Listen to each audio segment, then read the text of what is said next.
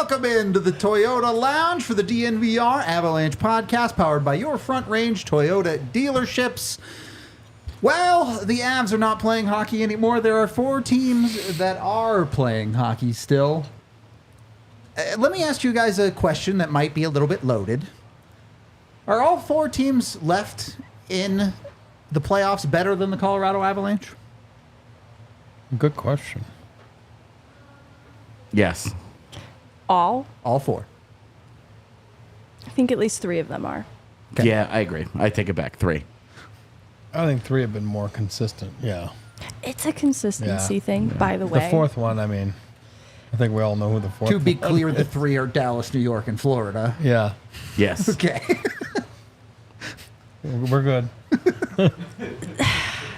I know there's some Edmonton fan that's going to come in the comments and so be very, very angry. And there's a reason Edmonton is in the conference final, but... Yeah, they had the easiest path. Yeah, they got to play Vancouver without Demko in round 2. And Nashville. It's just the overall construction of the other teams is so much stronger. And I think we're seeing that even with how this is unfolding. No doubt. Dallas leading that series 2-1 they play tonight. So, Dallas the team ahead there. If they just get more power plays, it'll be fine. It's a tough ask this deep into the playoffs to ask for more power plays. LA. Edmonton played LA. I don't know why I was thinking about Nashville. Yes, Vancouver that played Nashville. Yeah. Okay. That series was so bad. For the 3rd straight year, it was so forgettable. I forgot it happened. I forgot that Caps in New York happened. So did the Caps, I hope. Yeah, I think the Rangers probably did too. The entire league was just like, they shouldn't be here. This is just a warm-up for the 2nd round for you guys. It's tough. Some tough first round. Yeah, we are really. This is how we open the show. This is a roast. Look, you gotta start with a little bit roasting, because I think a lot of this show is going to be about roasting the Avs. Yeah, what the Avs can do better, what they can learn from some of these teams that are still in the playoffs. Before we do dive into that, though, I wanted to get a little bit into these 2 series, more specifically New York and Florida, which has kind of been a knockdown, drag out series. You've multiple 3 straight overtimes, is it? I think New York taking 2 of them, Florida taking this most recent one last night. Frustrating to watch. Yeah, because the way that they won it is on that play that they run on the power play. It's the play all the time. It's the one play where Sam Reinhart's open. Exactly. I've been talking to Eric about it all year. And I just can't believe that a team that good is like, yeah, we'll give it to them. Not that you obviously purposely give it to them, but no, I know. you have to sell out to make sure that that's not what is going to beat you. Top bullet point on your penalty kill list is that play. Don't let them do this thing that they do. It's like Ovechkin, 800 goals from the top of the circle. Don't let him do it. And he does it. Still does it. That one's different because that is a singular talent from a guy. This is they run this play all the time. As it was unfolding, I was like, oh, here it comes. Oh, there it is. Oh, the game is over. Sam Reinhart had a 50-goal season because of that play. Yep. It blew my mind watching it. You just have to sell out to make sure that's not what you allow. Anyway, easy for me to say on this chair. Just don't allow it, obviously. Yeah. What are you doing? The yard goats wouldn't allow it. Exactly. Looking at this series, though, you're to that tied 2-2. It's a best of 3 now. Who do you guys think has the edge, Florida or New York? New York obviously having home ice. If you're really split 50-50, maybe that's the difference. I'll go first. Here's what I'll say. And that's the beauty of playoffs, and that's the fun, the adrenaline, the rush. So if you're the Rangers and you're Chris Drury and the coaches and you going to bed, is there a game tonight? No, that was last night. So tonight you going to bed and you're like, you either can't sleep because you're like, oh my God, my core guys aren't producing. They're all in a slump, right? I mean, they all are. I mean, besides Zibanejad giving the assist to the wrong team yesterday. You know what I mean? But again, we've all been there. I'm just saying it's bad luck. But boy, oh boy, you got to get nervous and say, man, are they going to get going? Or on the flip side, you sleep like a baby because you're like, they'll wake up. We're going to be fine. They haven't done crap. And it's still 2-2 in the series. Right? I mean, because freaking, they haven't done anything, the top guys. Shesterkin's done his job, in my mind. Well, you do a couple more games of not doing anything, and you're the Avs, so. And it does happen. And that's why I say, Drew, he's slipping tonight, and he's like, it's one of the two, right? He's either wide awake because he's like, oh, they'll wake up. Or he's like, holy shnikes, they're not waking up. And you're in deep poo-poo. And then, I think Florida's, I think they're loose, man. I think Paul Maurice is so loose, and I know they're making a big deal out of it this postseason with his interviews and everything, but he's always been that way. He's a witty guy, sharp guy, been around long enough. He was coaching in this league at 28 years old, so, which is a rarity, especially back then. There was all dinosaurs behind the bench, right? So, but I think they're very loose. They're very loose, but the goaltending's been superb. Anybody can steal a game, one of those two teams. So, yeah, I think it's a 2 out of 3. That's going 7. I don't remember who I picked. I think we all picked Florida. Didn't we all pick Florida? No, you picked Rangers. Yeah, okay. I think it's going to come down to down the stretch. But it's fun to see the freaking Garden happening and MSG and then the Florida, obviously it's alive now. It's been a couple years now. It was so dead for so many years. It was a dead market. Fun series right now, like I said, but you got to think the Ranger core guys are going to wake up at some point. Or like you said, they can be the Avalanche and dead in the water. I think I have Florida coming out of it in 7 games, and it's just been how Florida has stacked up on paper through these games, even the ones that they've lost out of regulation. Mind you, they've all been really close games, so this is going to be a tight series no matter what. I would just as easily believe New York comes out of it, but I give Florida the edge because of what they have consistently done with their possession game, 5v5, creating opportunities like the shot attempts coming out of, I want to say, game 3 into game 4. Let me see. Yeah, I think you're right. Yeah, 108-43. It's just been tilted a little bit in Florida's favor. I think goaltending has been a huge difference maker. Yep. And on the New York side, special teams has harmed them. Florida's been pretty steady, both power play, PK, whereas their power play just hasn't gotten really going for New York. And because they're not getting some of the scoring contributions from the top players the way that they expected, I think that Florida can weather that storm. I think that systemically, the way that they're playing, they're really dialed in to what they're doing. It's very, I talked about synchronicities.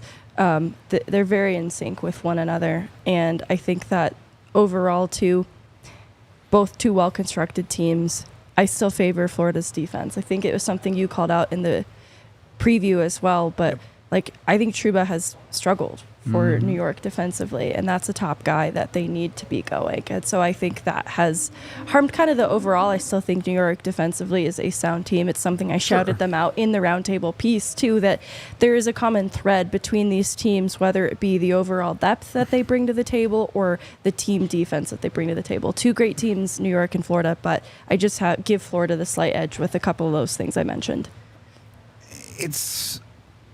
To me, Florida has been the better team on the ice. Series is tied 2-2. I think Florida has played better, except for the guy in net.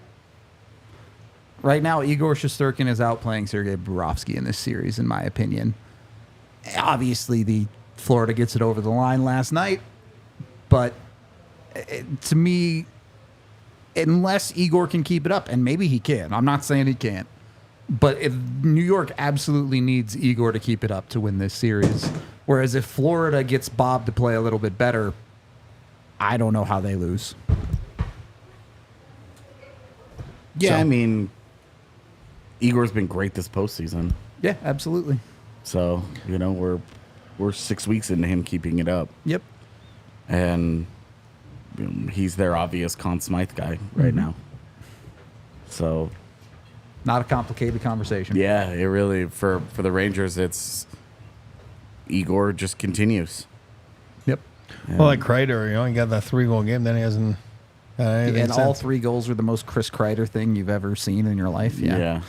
I'll give Florida to the swag, and I think, like I said, it comes down from Paul Maurice. But if you look at Matthews' interview yesterday, he's saying about the mouthpiece that was thrown, right? He said, it reminds me a little bit of Waugh back then, a little bit of I'm old school, so I don't like the headlines, but I don't mind when they're well said. So yesterday, Matthews said about Kreider, he goes, I told him that's the best play he made all night. Trying to throw his mouthpiece, right? Which, by the way, if it goes in the stands, it's you get a misconduct or something. Yeah, it's also disgusting. No, I mean sometimes it's okay. This happens. He got stuck in his hand. I don't think he was trying to get his mouthpiece, but anyway, I didn't know that was Pellin. Now you know. No, that's right. Now you know. I didn't know that. But anyway, I like the swag. I like the way it was placed. I like the way it was delivered. Matthews got that little smirk, that little confidence, that little swag. And I think Florida's are gamers. Sammy Bennett, Matthew Tkachuk. For Hagee. Yep. They weren't really there against Colorado 5 years ago, but whatever. They're there now. So I think they got the Lamborghini, Lambo. I'm just saying, they got guys that are gamers. So does New York as well. You're going to say Barclay Goodrow, you know what I mean? Guys like that score big goals, and that's what they do. And that's what playoffs are all about. You got to be able to elevate your heart rate, your emotions, and everything. So some good hockey we're seeing. We'll see tonight what. I know we're going to switch, but Edmonton, you'll see what they got. That's the other. The other series, I think, is much less interesting to talk about. The series will end in 5 unless Stuart Skinner figures it out. I think that's where you start with that series. Well, I'll jump in right now too. And you're right. What you're saying is, I don't think he's going to figure it out. I think that's who he is. You know what I mean? So, and that's, and you know what? Awesome. He's a good athlete and everything, but it's been the same goalie all year long. You know what I mean? There's nothing new. Their problems in net are nothing new. They were exposed at the start of the year. Then all of a sudden they got masked because they went on that freaking run of they couldn't lose a game. You win 16 games in a row. Paper's over a lot. Right? And then they just and then you're like, oh, but really, did you fix your problem? Remember we said that at the deadline. You're like, this is not a unique story. Every year in the playoffs, there's a team where it's like, maybe this is the one that can outscore their problems. Nope. Turns out, you can't. You need defense. It's just going to go in at some point. You know what I mean? And you guys think Darnell Nurse is really that bad? No. Do I think he's really bad? No. Do I think he's worth $9 million? Absolutely I don't not. think there's any argument but that that's why I not don't worth like the him. $9 million, but I don't think he's bad. No, I'll take him. I don't think he's a number one. You can't take him at that price. That's a bad. Yeah. That's why I don't. And unfortunately, in this business, you're tied into your contract. It just is because of the salary cap. So that's why I would say I don't like him. I like that he's tenacious. I like what he brings. I'm not saying that. I just don't like his salary for what he brings. I mean, he's a number 3 on that team. And he's fine in that role, except for the $9 million. Yeah. And he's tied too often to Cody Ceci, who is bad. Who's a number 7. Yeah. Boy. So you want to know what Jack Johnson would look like if Jack Johnson was playing on your second pairing? That's It's it. Cody Ceci. He's a lefty. I mean, Jack's a lefty. Yeah. He's a righty. Well, don't have a Cody Ceci on your bottom pairing, or second pairing even. Instead, put a Toyota there. Why not? Go get yourself. It'd be reliable. That's what I'm saying. You know what you're going to get out of your Toyota. It's got all-wheel drive, which is more than Darnell Nurse can say. That dude can barely stand up half the time, it feels like, in these playoffs. So make sure you're getting in with Toyota. You can go check out all of your Front Range Toyota stores for the official vehicle of DNVR. I already mentioned all the all-wheel drive vehicles. They also have 16 different hybrid vehicles for you to get into, whether you like trucks like the iForce Hybrid Max, or maybe you want the OG type of trucks like a Tundra. They got you covered with Toyota trucks. They've got you with the SUVs, whether you want a 4Runner, which was like the car everyone had in high school. I don't know. Kale, you're a little bit younger than me. Did everyone have 4Runners in your high school too? Yeah, Oh, yeah. everyone. I feel like that's just like the car of Colorado. That's fair. Like- Yeah. I feel like everybody has 4 runners here.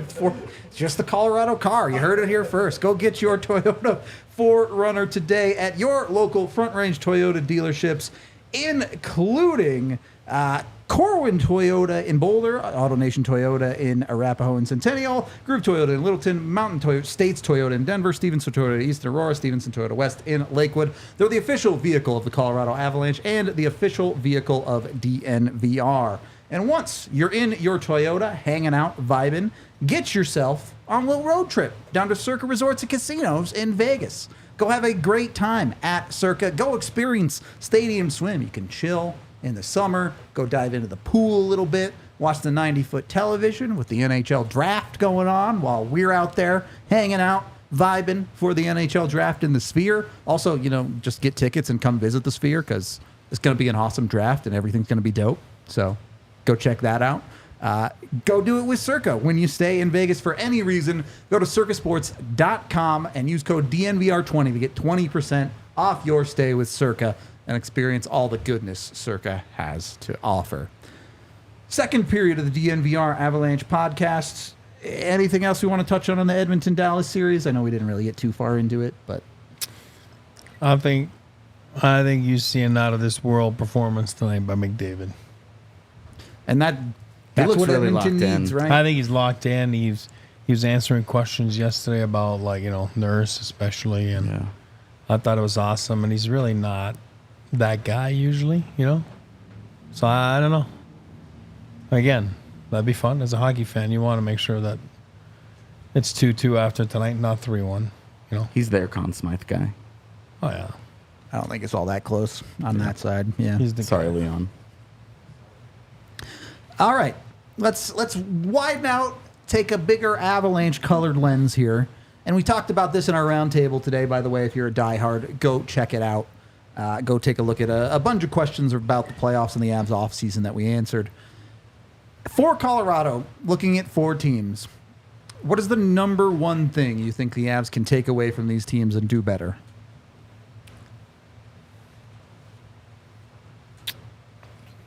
You got to be better defensively. Okay. And I just think for the Avs, and they weren't bad defensively, they just weren't good enough defensively. Sure. And to win a Stanley Cup, you have to be great in your own end. Merely being good isn't good enough.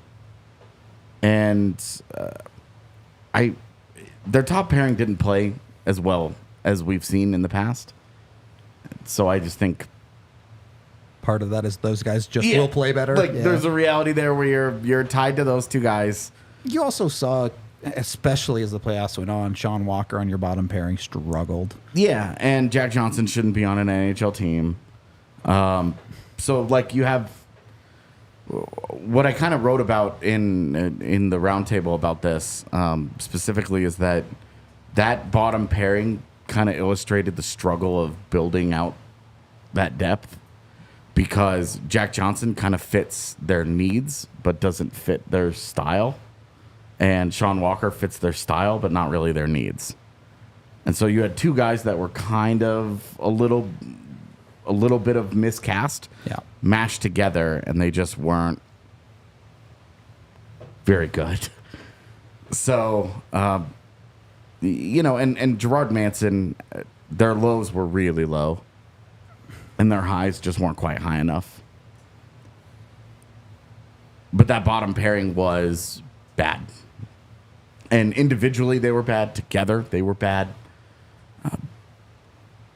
I just think you need somebody, you need at least one of those guys to be reliable. A reliable guy that he's not overwhelmingly good, but can handle in front of his own net. Because that's where the Avs break down the most defensively, is right in front of their own net. Their season ended on one of those breakdowns. It did. Megan, I know you had a similar answer in the round table.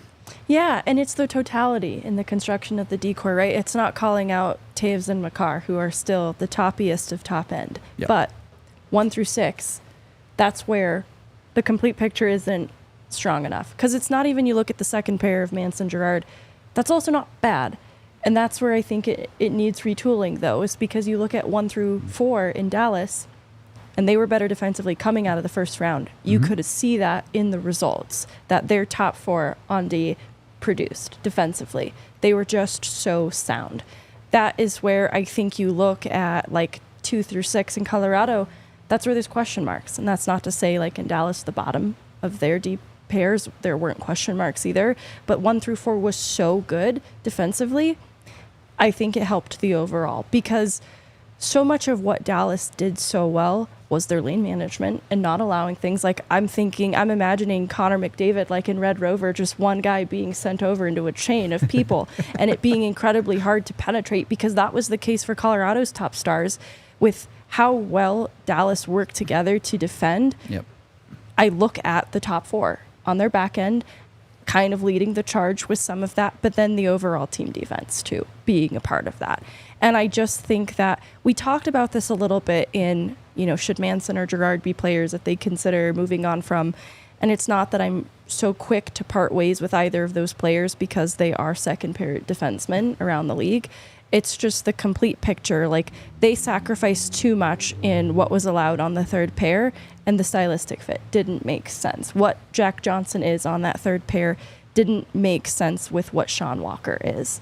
And it's the totality of it then that I think held the Avs back. I think it holds Makar and Taves back too. Just to be clear, you talk about load management and the type of minutes that those players are eating up because there isn't trust in that third pairing. And that's going to have the type of result that we saw through 2 rounds.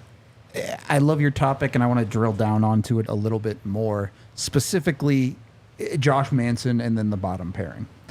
When the Avs went out and got Josh Manson 2 years ago, there wasn't any secrets. The conversation immediately was, Josh Manson's really good, but he's prone to the oopsie. He'll make the big mistake. And you can live with that, but if you understand that you have that guy on your second pairing, guess what? You need to build the third pairing that you can play reliably. So if Josh Manson is having an oopsie night, you can play the third pairing. Yeah. And the Avs did not have a third pairing that they could trust at all. Yeah. So they didn't really build to their personnel effectively on that defensive side. As you pointed out, Megan, it's the entire concept. It's not just one guy. Oh, Josh Manson made mistakes. Oh, Johnson and Walker were bad together. It's the whole system had a fracture in it. Eric, you on the Avs D train needs to get better, or are you on something else?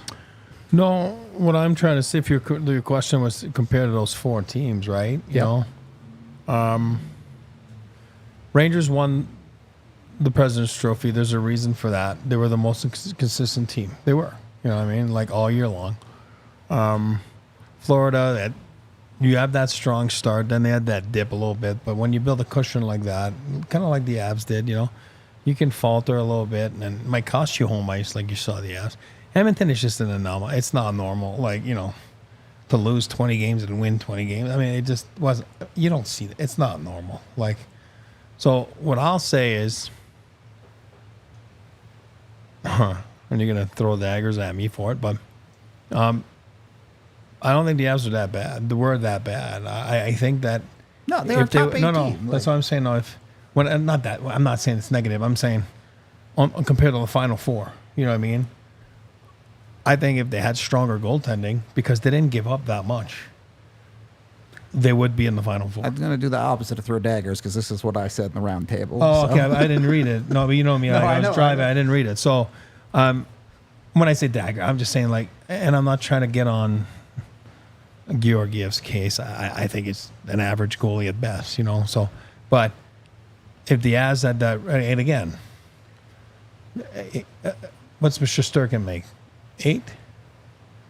I have no idea. Yeah, it wouldn't fit in their cap. That's what I'm trying to say. So something has to get.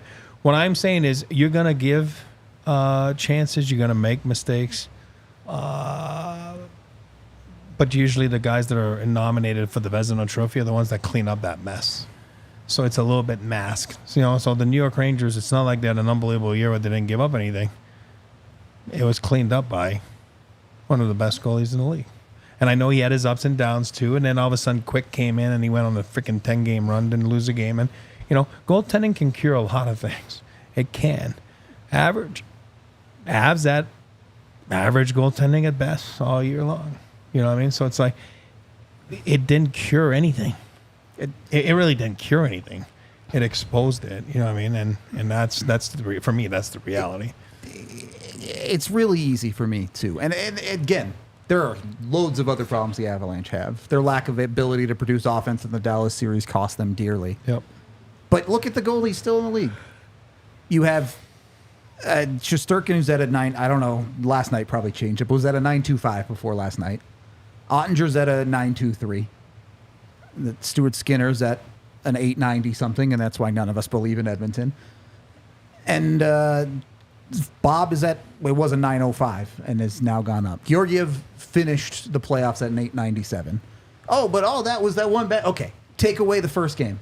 It's still only a 9.10. And if you take away the worst game of every other goalie in the playoffs, how much better are they? Not that much better, because Georgiev's worst game was cataclysmically bad, but historically bad.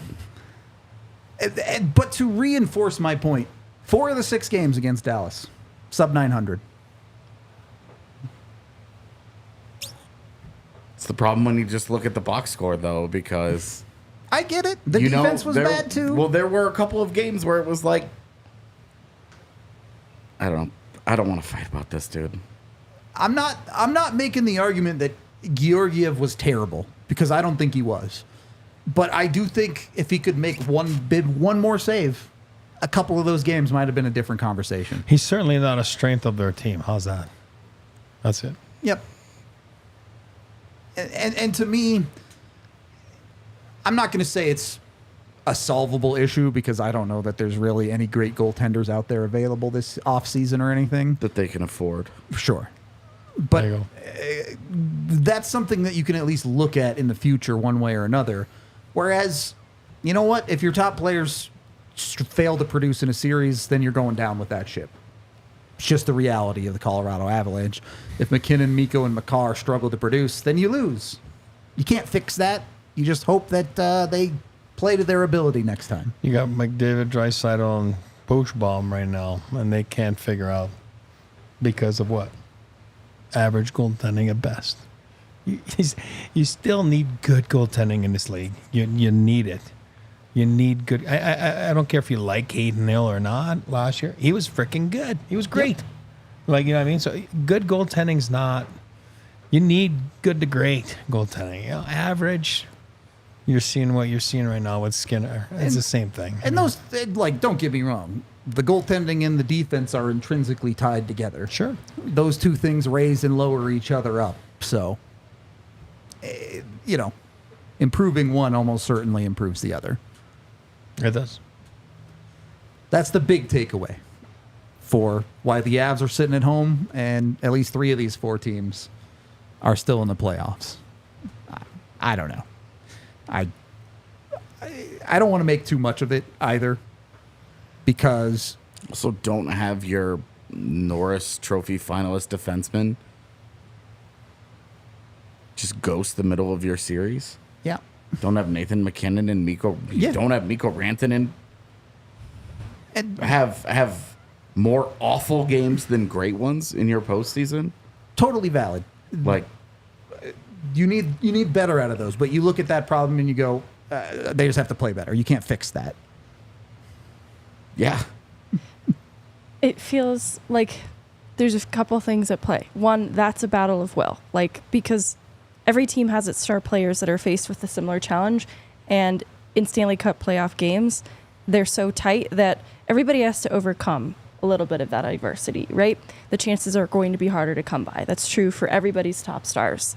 I think that's just where the will for the top guys for Colorado to power through that was outmatched by Dallas as well. And some of that, I think, was they had better depth. Sure. I was questioning of it side by side. Look, Dallas had the edge, but I thought Colorado could compete with it based on the deadline that they had. But the depth also helped because everybody was rowing the boat in the same direction. I talked about this in the piece, but it starts, the rhythm of that starts with the leadership. Mm-hmm. And I just don't think they had the Landeskog effect. I think that really harmed them in this series. And it wasn't enough alone in the hands of the leadership group there to set a rhythm for the others to follow, because I think when they looked at their best, they were also the most competitive throughout the entirety of the lineup, right? Like you saw contributions from third and fourth line players in the Winnipeg series, and that's when it looked like everybody was working together. I think that losing Nichushkin fractured the team in a way that's undeniable. Yeah. And you see that in how they play. Like you look at the issues that plague them, and it's execution issues. And that's where the will to power through that, I think, that's where they get outmatched opposite of Dallas. And so I think it's important not only to prioritize depth maybe sooner in the season. It was a great deadline, but I can't help but wonder if they'd spent more time with the team, would they have looked more in sync by the end of it? Because I think that's something, like, I'm talking about Dallas a lot, and it's because I think Dallas has done so many things well in this postseason. They dictated the series. Right, to earn me talking about them kind of as the model that I'm looking to, especially because they're who ousted the Avs. But the other thing, too, is the homegrown talent in Dallas that allows them to more affordably put together a complete lineup. And that's where I think they're afforded the depth that they had because of some of the players that were brought up through the organization. Like you look at 1 through 4 on the back end, and there's Thomas Harley. That's just not really an option that the Avs had to construct 1 through 6 on their back end. And then even looking inside their depth, you have Logan Stankoven step up when Rupe Hintz goes out of the lineup in a huge way. Avs just didn't quite have that in the bag with their depth options. Guys who've come up through the organizations know their systems in and out in the same way that I think it cost them their synchronicity. I think it cost them their rhythm and being able to play together as a 5-man unit. And so I would also talk about depth as a priority going into the start of the season to get these guys comfortable and gelling for the entirety of it. P.S. If Casey Middlestat wants to take $2 million under his expected value like J-Rob did, please. I don't know how he agreed to that. Who's his agent? Yeah, that contract was bad the second it was signed. Bad for the player, that is. Anyway, on that note, we are presented by Underdog Fantasy. Make sure you get in with Underdog, the easiest way to play your fantasy sports out there right now. Special going on with Underdog from now until June 2nd. You can use Caitlin Clark and other designated players in an all-WNBA entry for a 10% payout boost. For every 3 she hits that night, your boost is increased by 3%. So jump on it with the Caitlin Clark deal over at Underdog Fantasy. You can run your pick'ems with Underdog Fantasy. It's super easy to do. Go to whatever sport you want, pick a player you want, pick a stat you like, higher, lower, that easy.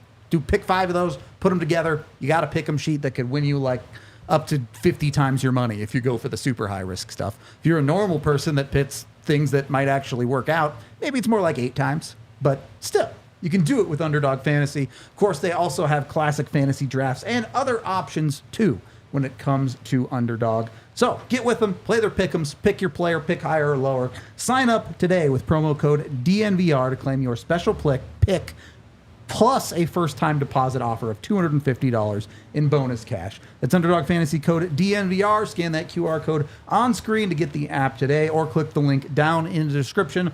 Must be 18 or older and present in a state where Underdog operates. Terms apply. Concerned with your play, call 1-800-522-4700 or visit www.npcgambling.org.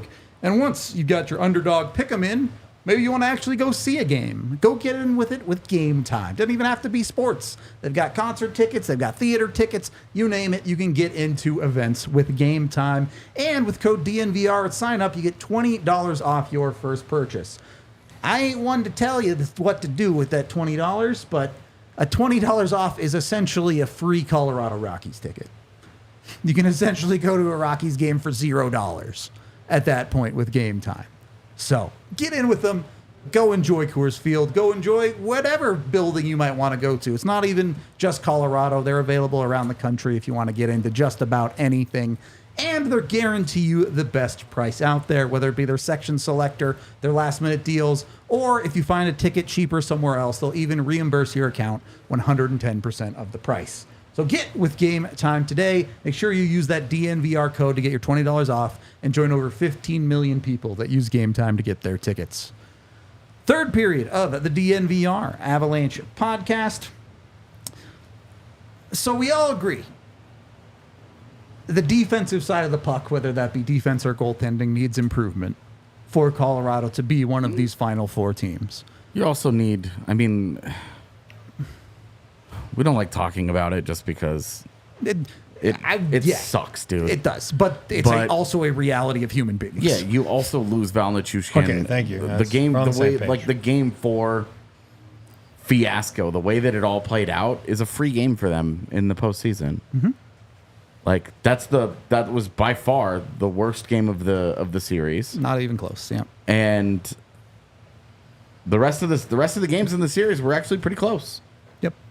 At one point or another, like obviously Game 2 was a little bit of an interesting from 4-0 to 4-3, but the end of the game was still one goal. Exactly, it's a 1-goal game at the end of it where there's a reasonable chance that they could tie it. And pick your poison in 1-goal games: defense, goaltending, or offense. Yeah. So, but it's losing a guy like Nichushkin in that series. You lose Nichushkin, you gain Druin. They don't ever play a game together. Yep. So, you once again are just slightly not healthy enough. Obviously, they get Mason Marchment back, but lose Rupe Hintz. Yep. But a team that is built on that kind of depth can absorb those impacts a little bit better. It's like exactly like real. that's how they're built. And the Avs, when you're built the way that they are, when you're built from very top heavy like that, you need more injury luck. Well, in this case, it's just not really, even really luck, important that you not get decimated in your bottom 9. Yep. Well, look at LOC. Look at freaking. Well, exactly. Drouin wasn't there. Nichushkin. Yeah. I know we talk about Gabe. Oh, he's been gone 2 years. No, I know, but there's still hope this year. That you know what I mean. So you're never dealing with a full deck, and you talk about depth. Those are freaking. Even if you remove That's Landy from 25% that of your list, forwards. I mean, right there. like having Zach Parise, how much better is your team? You lose Yakov Trenin at the end of the series. That's what I'm saying. Like they Like, was just the like depth Chris is there. Wagner's It playing just wasn't games for dressed. you. Like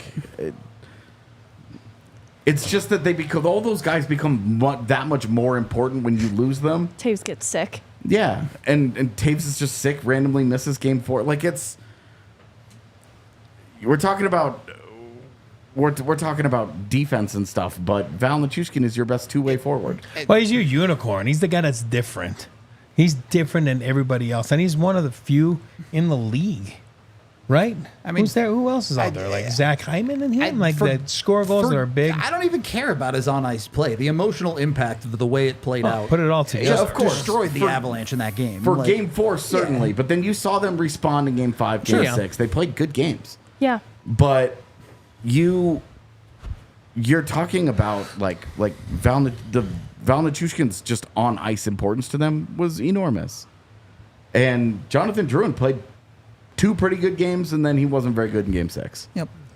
But you just didn't get once again, you go out of the postseason with the team that you didn't pay for that. You have to watch a compromised version of it, and that is the postseason. That is that is the postseason. That is how it goes. You have to, and people, I don't understand why people hate on this podcast when I talk about luck being a factor. It's huge. But it just determines so much. Yep. Have you ever looked at a deflected goal in slow motion and been like, yeah, that was totally intentional? The guy puts a stick there and hopes for the best. And there are guys out there that are great at it, but there is always an element of luck to this. And to lose Nichushkin in the way that they did in the middle of a series, it's terrible to your team, to your success. Not even talking about the person or any of those elements, just trying to win hockey games. When you talk about what ended up being a really tight series against Dallas overall, losing Val Nichushkin for the final 3 games of a 6-game series is like, oh, their depth scoring needs to be better. Oh, this needs to be better. That needs to be better. Okay, yeah. A lot of it is fixed by that guy being in the lineup. And like you put Drouin and Nichushkin in.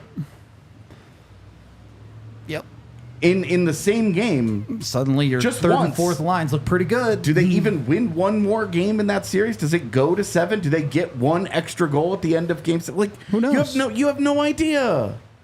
You have no idea. Sometimes it was not a dominant Stars win. No. It was a good series, with Game 4 being the worst game of the series, with obvious caveats there. When you talk about defense, there's also forwards to consider. We know Arturi Lekkonen's having surgery. Casey Middlestat got hurt at the end of that series. Yep. Like, there's a lot there. There's no Logan O'Connor. Logan O'Connor cannot be the difference between you win round 2 and you're done. But when he's one of 7 different pieces. But you're also talking about when you saw Logan O'Connor on your third line next to Ross Colton and Miles Wood, you had one of the best third lines in the league. And without him, you put Yoel Kiviranta there. Kiviranta was great against Winnipeg, and that went away against Dallas. And now he looked a lot more like the replacement level player that he has been in his career. And that guy's on your third line every night. Like, it's just... It was... The Avs needed to be better in the margins. For me, I always start with, look, Cale Makar has to be better. He does. Defensively, he just wasn't good enough this year. Yep. Regular season, postseason, it doesn't even matter. He just wasn't good enough there. Devon Taves wasn't consistent enough. But yeah, when you lose a series, some of it's going to come on the margins like that. And the Avs didn't catch any breaks, and then they weren't good enough. Yep. I think, Chat raises a great point about Dallas hitting on picks and having that benefits from luck. And I think there's real acknowledgement in that. But it still factors into the overall depth picture. And that doesn't take away from what AJ's saying, like the depth Colorado had just couldn't absorb the hits that they took. Because again, losing Rupe Hintz, also a big hit, but the fact that their third line Logan Stankoven can elevate to a top line role and succeed there in his absence is, I don't want to say that's lucky. I want to say that's a plan. And I think that this isn't to dunk on Yoel Kiviranta, but this is a player that didn't have an NHL contract to start the season on your third line. And Zach Parise coming out of retirement, the plan was not for him to be in your top 6. Yep. Yeah. None of this went according to plan. And there was a lot of hope in the top guys that it didn't matter, that despite it not going to plan, they can power through it. But at some point, too many things not going to plan. There's not enough planning you can do to prepare for that. And it caught up with Colorado. And so it's not even to be highly critical of the front office. I loved what they did at the deadline. I think they did a lot of things to set the Avs up with better depth, to better absorb these kinds of hits, Trennan, Duhaime, Parise in a bottom 6 role in place of a potentially Cogliano and a Chris Wagner, right? We were having those conversations at one point, like, man, who comes out of the lineup in that case? That didn't happen. Yep. And so it just wasn't a plan. So it's not even a criticism of the front office. Just too many things went wrong. And that's for every team, because you can have the best plan in the world. I've been part of teams where we plan everything out. There's 3 things you can't plan for. One of them we touched on is injuries. You can't. It's just, it is what it is. You can only do so much. You can only do so much. Like, if you want to win the Stanley Cup, those 3 things I'm about to say, like, you can't control those. You don't control injuries. Look, if Igor Shesterkin gets hurt tomorrow, I'm sorry, but It's the Rangers over. are not winning the Stanley Cup. Over. Like, it's over. So Aiden Hill would like a word. yeah, you know what I mean. But again, the guy above Aiden Hill, was Aiden Hill. Like, I mean, they weren't built on. You want to talk about luck? Yeah. So you know what? Like, you're talking about injuries. Is nothing that will derail a plan in a heartbeat. So that's 1. 2, puck luck. I don't care what people say. You can't control puck luck. And puck luck is a real thing. It freaking happens in a game. There's nothing you can do. And it just went like this, and it hit the guy in the head, and it came back, and it spun and went down the... I don't know what to tell you. It is true. It is real. Not to bring back bad memories, but Ben Myers punched a puck into his own goal in round 1 last year. I'm just saying. Like, that's not... No one can control that sometimes happening. Didn't one go off New Hook too? It did, yeah. Edmonton Game Oilers. 7 loss was like... The most... Lacking offside, Yeah. punching pucks and Edmonton Oilers. It wasn't their year. They would have won 5 in a row. Steve Smith just hits freaking Fierzy's leg goes. I mean, puck luck is a real thing. You can't control that. You can't plan for that. Hey, let's have some great puck luck tonight, guys. It doesn't happen. Shit happens. And it's not, like I always say, it's not football. It's not planned all there. It's very reactionary. And the puck have a mind, it has a mind of its own sometimes. You kidding me? Hit 2 posts, it hits the freaking goal line. It doesn't go in by this much. Like, really? Like, you can't plan for that. You can't. You're building 2 things that all line up to, look, you need to prepare some. You know injuries are going to happen, but you can only prepare for so much. Yeah. If your backups are so good. No, but it's 3 things, right? Yeah. It's injuries. It's luck. Hey, I'm going to tell you. Luck is a big part of hockey. It is. It is. And you can build a team that can overcome some puck luck against you, but if the puck's going bad freaking, enough, you're just going to lose. It's just, if it wasn't your way, it's not your way. And then your path. Your path, you just talked about it because you just said the Edmonton Oilers are here because their path, which I don't disagree with. But your path has a lot to do with it. Avs 1996, they might not win if freaking Pittsburgh doesn't lose to freaking Islanders, right? And then all of a sudden Florida beats Islanders, and then you go in the finals against an expansion, team, the Florida Panthers at the time. So your path has a lot to do with it that you don't control. You don't control that at the deadline. So it's a grind to get there. And those 3 things you can't prepare for. They are what they are. And I even mentioned the 4th one, which is, something you don't see much, but the Val thing, it's something that sometimes you can't overcome. I don't even know what to call that. Like, whatever, a miscellaneous, Miscellaneous works. Is that works? Yeah, okay. So if those things happen, then it is what it is. You're not going to win. It's a freaking tough, it's a fine line to win in this league. And regardless of the other 3, if you have something happen in the miscellaneous category, it's real hard to win. I don't know, Peter Forsberg. Immediately before a game. Yeah. The Forsberg thing is an interesting one because it happens after Game 7, Yeah. before the start of the next series. It's a shock. Having dinner with them.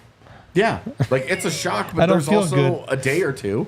It's not, oh, hey, an hour before this, you're losing. I know. Guy's That's gone. what I mean. No, but you have to be able to overcome things. You do. For sure. But like that one, like you said, it's a weird one. It's right there. It's right before a game. And it was almost surreal. You know what I mean? And unfortunately, it became a big thing right before a crucial game, down 2-1 in the series. And now you're down 3-1, and it's a tough sled. I'll tell you this. You don't want anything in the miscellaneous category when it comes to your roof. Go get yourself with Red Hawk Roofing.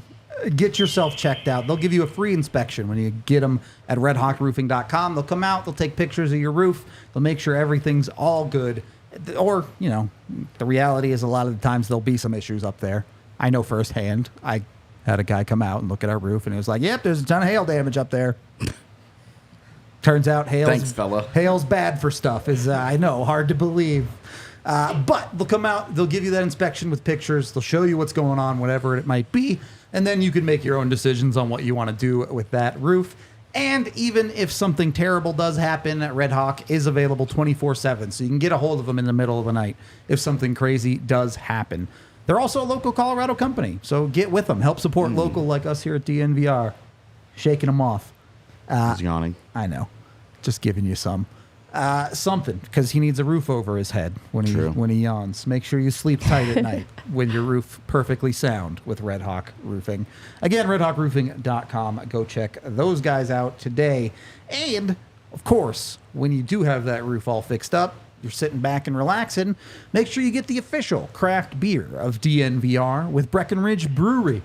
You can go get yourself an Avalanche Amber or their new light summer seasonal beers that they have coming out. They have dozens of flavors. So if you like beer of any kind, I guarantee you they have one for you. You'll even catch AJ sipping a Strawberry Sky on occasion, and he's not even a beer guy. So if you can find a beer for AJ, you can find a beer for anybody with Red Hawk Roofing. Go out and get with them. breckbrew.com for their online beer locator where you can find their beer anywhere in the United States. And, I got to sneeze, but go check out Breck Brew's merch while I'm trying to fight this sneeze off because they have dope merch. Okay, I think we're good. All right. The final period, the overtime period, perhaps, of the DNVR Avalanche podcast. This next question, a little bit of a shift of gears. We all have our opinions on what the Avs need to find, what the Avs need to do better. Can they accomplish those goals this offseason?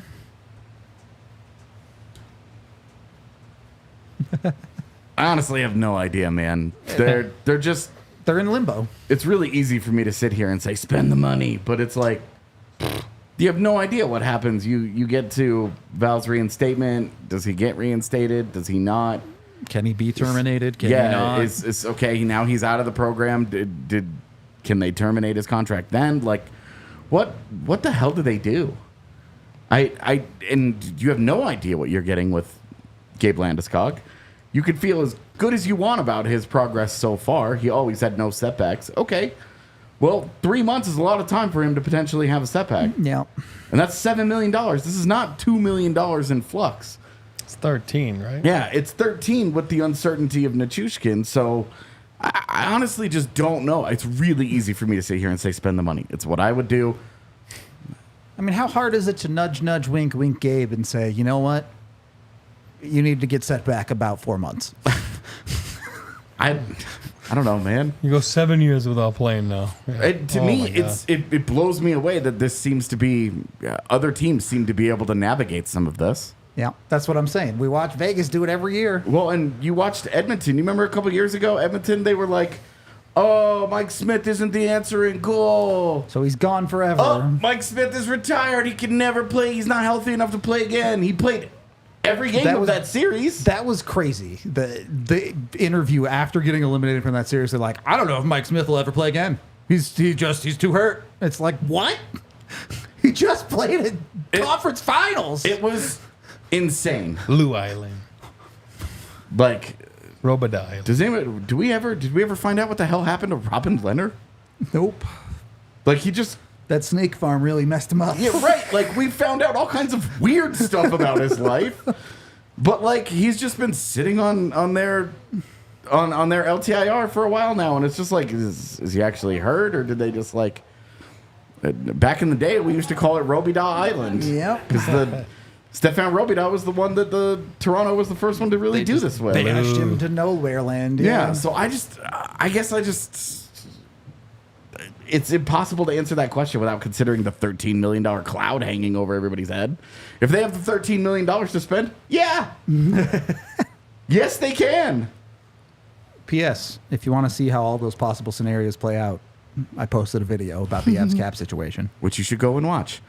If they can't spend that money or they won't spend that money, no. Is it really that straightforward, though? Couch side? Can the Avs... They may have to get creative, but do you think there are paths to solving the defense, the depth, the goaltending, whatever it is that you want to get solved this offseason? It's a couch side. I guess that's a no. What did you think of the question proposed to Chris McFarland about the possibility of moving a player out to create more space? I'm about to give you a hockey player answer, but the answer is if a move makes you better, you do it. No matter who? Yeah, pretty much. Well, if it makes you when you better. say no matter who, if you're moving Cale Makar, I don't know that there's a move Any on the move planet that makes you you better. better. And I get it's more complicated than that. Like, but you don't just move a player out to create space and not have a plan, right? Take what the Avs did at the trade deadline. You saw the Ryan Johansson move, and immediately after you saw the trigger for the Bowen Byron move to bring in Casey Middlestat. There was a plan in place, a step-by-step process to get there. You don't just get rid of John Manson's $4.5 million and be like, hey, we've got money now. Great. No. Well, I'll tell you one thing. Yeah, like Manson's got holes sometimes, but still a freaking pretty good player. You know what I mean? And it's like, you put someone there that's not ready, and you'll see there's a lot more scoring chances against. And, the goalie couldn't do anything. You're going to see a shit ton of goals against. I mean, I'm telling you right now, because the Avs don't give up much. So you get rid of a guy like that, you don't replace that, and you still got the same goalie, you're in for a freaking tough sled. I'll tell you that. Like, people think it's easy. It's not that easy. But I fixed the goaltending. I don't know how. But I think it's all tied in with, and he started a few weeks ago, get answers. I don't know how you get answers, but he's going to get answers before we do on the situation with Gabe and on the situation with Val. Because until then, I said Chris Drury couldn't sleep tonight, like because of he doesn't know if his guys are gonna wake up. I freaking wouldn't want to be Chris right now, not gonna be a knowing long what summer the for that frickin' guy, for frack you sure. got Yeah. going with that. Those are a lot of sleepless nights. For what it's worth, I'm not totally in favor of moving players out to make room for more money to spend, only because anything that's coming back that should be equal or better value of the player being moved out is probably going to be comparable in cost. And so it's probably not really saving you money. And that's why I was dancing around the Mikko Rantanen trade conversations with that question. I'm personally not entertaining that, but I was curious if anyone here is entertaining that and what kind of return you would need to see to ever consider that if you're Colorado. I just don't see, and this is a mantra that's been thrown around on this pod and elsewhere for a long time. If you're trading the best player in the trade, it's really hard to win the trade. Yep. You're very likely losing it. Yeah. And there aren't a lot of guys in the league you could be trading for that are better than Mikko Rantanen. That's my personal perspective. I also think there's components around character fit. You know, are they going to fit in to Colorado culturally? We know that Mikko Rantanen does, even though sometimes he is a frustrating player. He's a good dude. 100 points! Yeah, he's a good dude. Top 10 player. Yeah. Obviously, one of the few Avs in that locker room that maybe helps balance the ultra seriousness of Nathan MacKinnon. Mikko a little bit lighter hearted. He's a glue guy. Yeah. I don't know if people realize that. Like, the way that he approaches leadership is different, but it's important in how that leadership group gets made up. He adds levity, but he's also somebody that they take very seriously. Of course. We can also just accept the fact that the guy just didn't have a wonderful season. Yep. We look at his points only and we're like, it was fine. But you watched him play, like, two of their three best players had great seasons, and we're both saying, yeah, they could play a lot better. yeah, The only one that can't play that much better is MacKinnon in the regular season. absolutely. But you look at Mikko Rantanen and you're just like, look, like, same thing, Mikko Rantanen, Cale Makar, like, We're not ready to ship out Cale Makar. right, they can play better. Yep. They can just be better. We can, grant him allowances and understand that he just didn't have a great year. It's funny that, another 40-goal, 100-point season for Mikko Rantanen. We're still having that conversation Right. too, but I don't know. I'm very pro Mikko, and maybe it's because I'm paid by state-run. I'm just kidding. I'm sorry. I'm not going to go there. You and everybody else is apparently all state-run media. I'm so sorry. I'm not going to go down there. Evan, if you're listening, I'm Whatever sorry. you get from Mikko, you're not going to get as good as Mikko, so you shouldn't do it. No. Because you're going to spend the next 15 years trying to find Mikko again, and they don't come around a lot. The and Avs- that's just reality. The Avs have entered this weird sphere where they're an extremely good team, so anything less than a Stanley Cup is considered failure by a lot. And when you get into this, people and fan bases, and I don't mean anyone specific, all fan bases fall victim to this. Every single fan base is the same. You start to think, oh, well, we got to fix this thing and we got to make it better. And when you start having those conversations about guys like Mikko Rantanen, almost exclusively by doing that, you're making your team worse for the sake of making a move. That's right. It's just the reality. We want our depth to be better. So what we want to do is we want to trade Mikko Rantanen for three guys that are absolutely worse. Yep. Three dudes that combined will give us 90 points compared to Mikko's 100. Your best case scenario is you're the Jets with the PLD deal last year. Yep. Which in year one, they love. Yep. They're like, thank you. But even then, it's not like Rasmus Kupari did anything in that. Yep. The other guy that they Iafallo. got, thank you, Iafallo. was not any good in the postseason. It came down to Gabe Vilardi. Like, okay, great. Do any of us believe that Mikko Rantanen is going to get traded for anybody that could just, even in a down year, produce the way that Mikko Rantanen does? Yep. No, it's insane.